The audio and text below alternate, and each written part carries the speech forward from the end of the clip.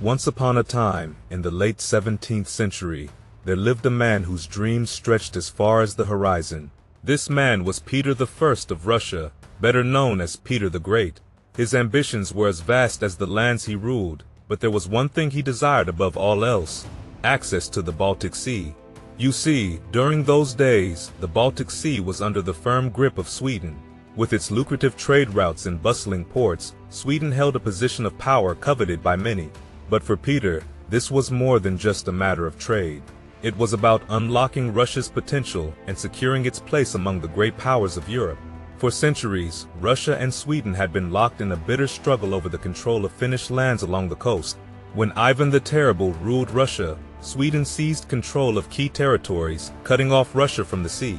This loss was not just territorial, it was economic, as Russia suffered from being landlocked and unable to access vital trade routes. Peter the Great knew that to thrive, Russia needed a port of its own on the Baltic.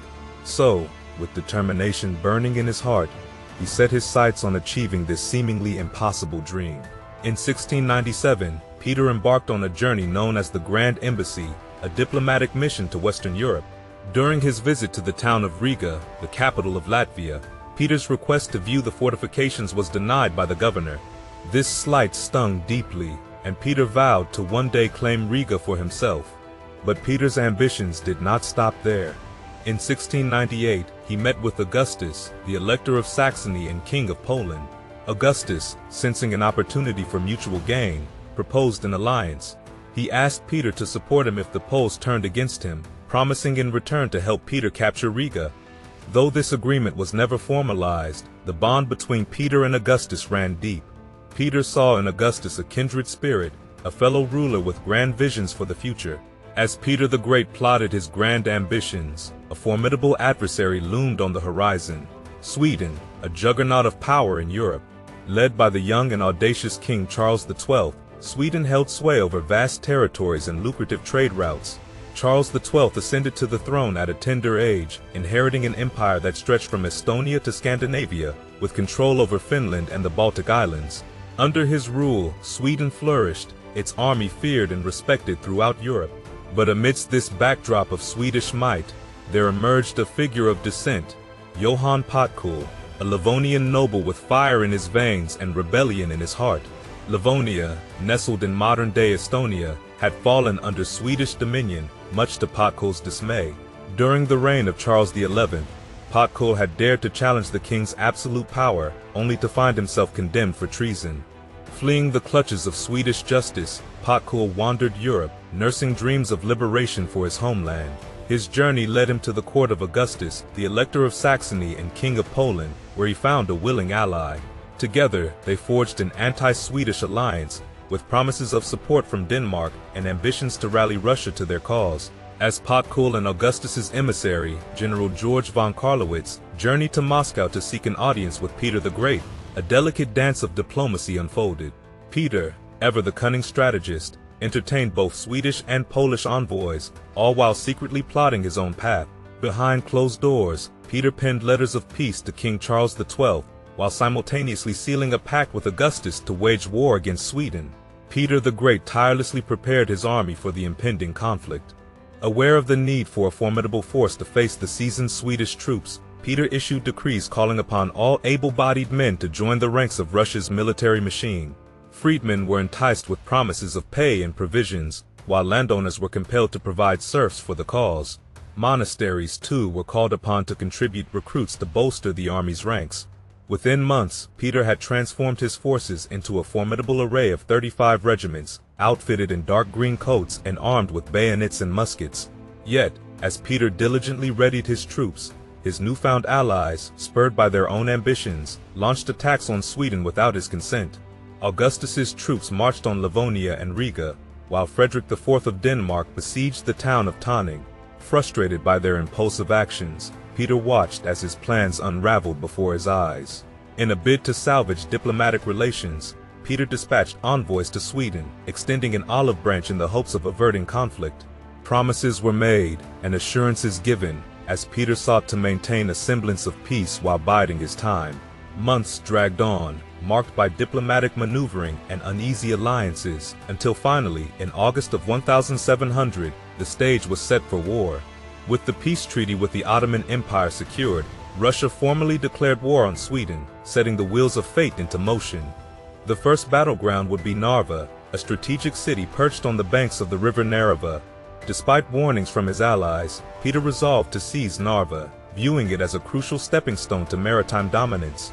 The Russian army descended upon Narva in September, laying siege to the fortress with determination. But as the weeks wore on, it became apparent that victory would not come easily. Shortages plagued the Russian ranks, and dissent simmered within their midst. Amidst the bitter chill of winter, tragedy struck. Peter, sensing the futility of the siege, made the fateful decision to abandon his troops and retreat. Left without their leader, the Russian forces faltered, their morale crumbling in the face of adversity.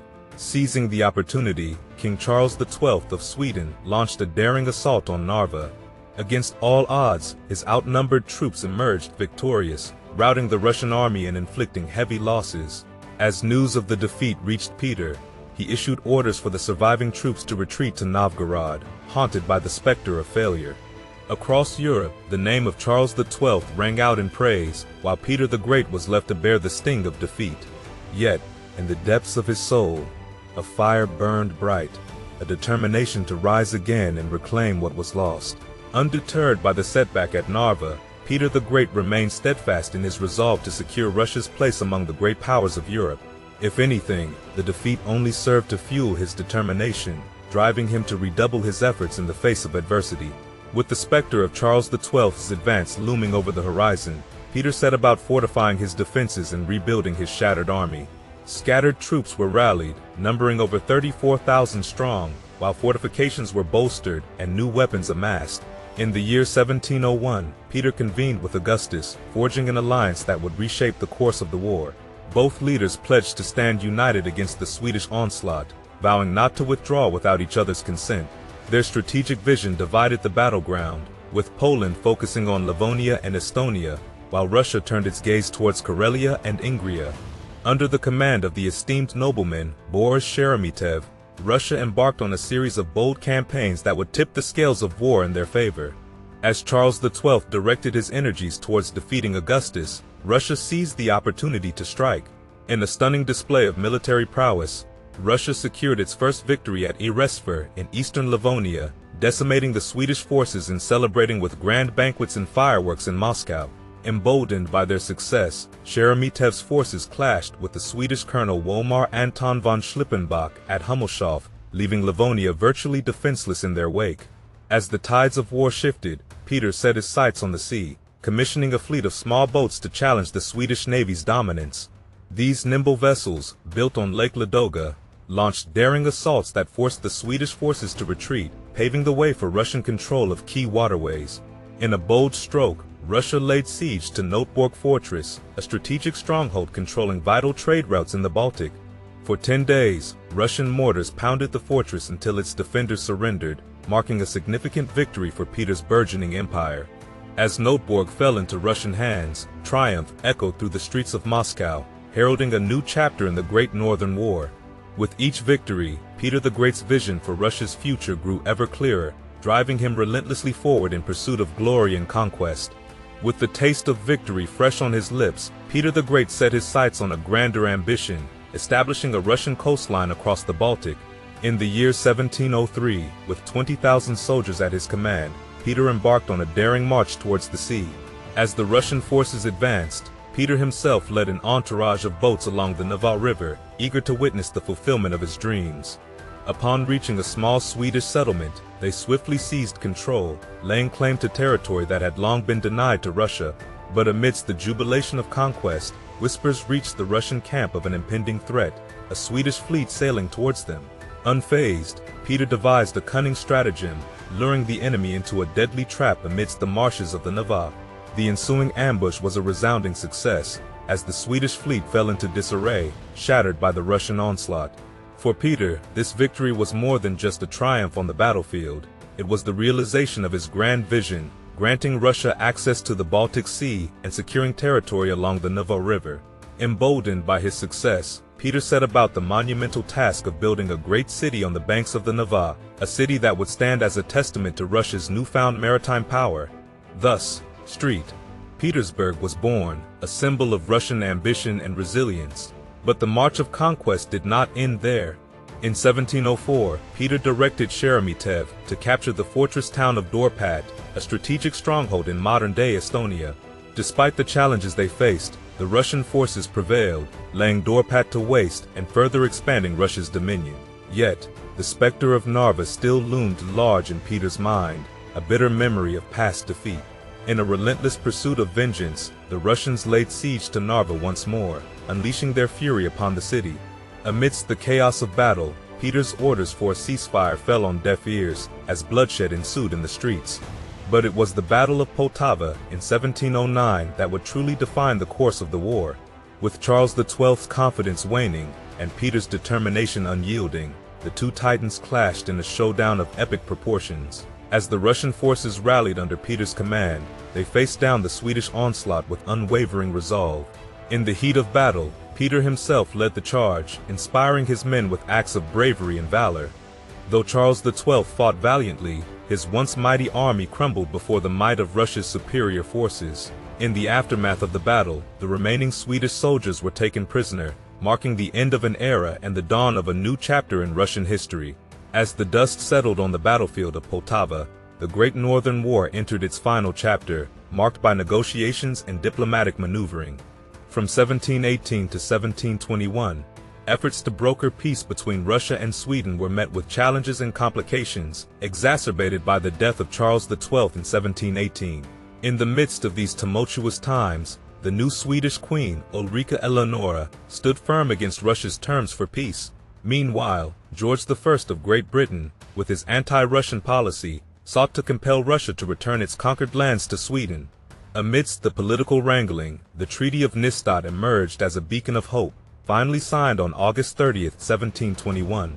In a historic agreement, Russia relinquished its claim to Finland, paid a hefty sum for Livonia, and granted Sweden the right to purchase duty-free grain in specific regions. In return, Sweden ceded Estonia, Livonia, Ingria, and the Viborg district to Russia. As the ink dried on the treaty, the aftermath of the Great Northern War heralded a new era for Russia. On October 22, 1721, the Holy Synod and the Senate bestowed upon Peter a title befitting his monumental achievements, Russian Emperor and Peter the Great. After much deliberation, Peter accepted these honors, solidifying his legacy as one of history's greatest rulers. In a gesture of magnanimity, Peter pardoned all prisoners save for murderers, and the streets of Russia teemed with joyous celebration. Banquets, masquerade balls, and grand festivities filled the air as the nation rejoiced in its newfound glory. As the curtains closed on the Great Northern War, Russia emerged victorious, its borders expanded, and its place on the world stage secured. The dawn of a new golden age beckoned, with Peter the Great at its helm, a beacon of leadership and enlightenment for generations to come.